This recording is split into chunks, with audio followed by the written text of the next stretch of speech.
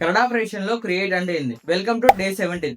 మన ఈ CRUD operation లో క్రియేట్ అంటే ఆల్రెడీ ఎగ్జిస్టింగ్ ఉన్న డేటాబేస్ అంటే టేబుల్స్ ఆర్ కలెక్షన్స్ కి మన డేటా అయితే పుష్ చేయడం.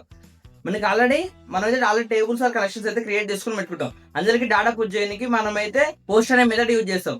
హెచ్టిటిపి మెథడ్స్ 4 ఉంటాయి కదా, అందులో పోస్ట్ దేనికంటే మన డేటాని పుష్ చేయడానికి మీన్స్ ఆల్రెడీ ఉన్న టేబుల్స్ కి మన డేటాని యాడ్ చేస్తాం. దాంతోనే పోస్ట్ అనే మెథడ్ తోనే డేటాని యాడ్ చేస్తాం. ఎలా అంటే ఒక ఏపీ ఎండ్ పాయింట్ తీసుకుంటాం.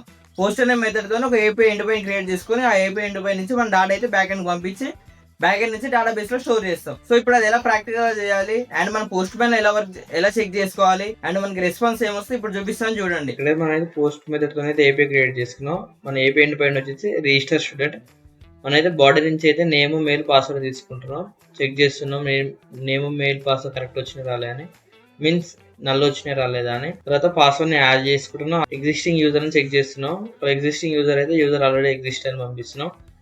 ఒకవేళ లేకపోతే యూజర్ అనేది క్రియేట్ చేసి సేవ్ చేస్తున్నాం. తర్వాత మనం user register successfully and sign up true అని పంపిస్తున్నాం.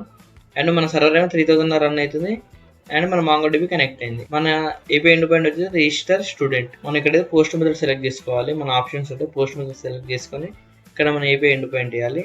ఇది మన లోకల్ హోస్ట్ 3000. మనకి ఏపీ ఎండ్ పాయింట్ చేంజ్ అవుతూ ఉంటుంది. అంటే రిజిస్టర్ స్టూడెంట్ తర్వాత లాగిన్ ఇంకేమైనా ఉంటే మనకి ఇక్కడ చేంజ్ అవుతూ ఉంటుంది. ఇక్కడ నేను నేమ్ ఈమెయిల్ పాస్వర్డ్ పంపిస్తున్నా. మన పాస్వర్డ్ అయితే యాష్ అయి స్టోర్ అవుతుంది, డైరెక్ట్లీ స్టోర్ అవ్వదు. మనం ఇక్కడ చూడొచ్చు user register successfully sign up true. User register successfully sign up true.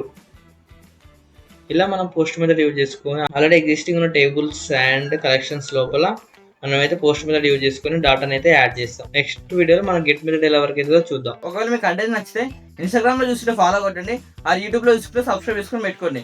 మనం నెక్స్ట్ మెథడ్ తోనే నెక్స్ట్ వీడియోలో కలుద్దాం.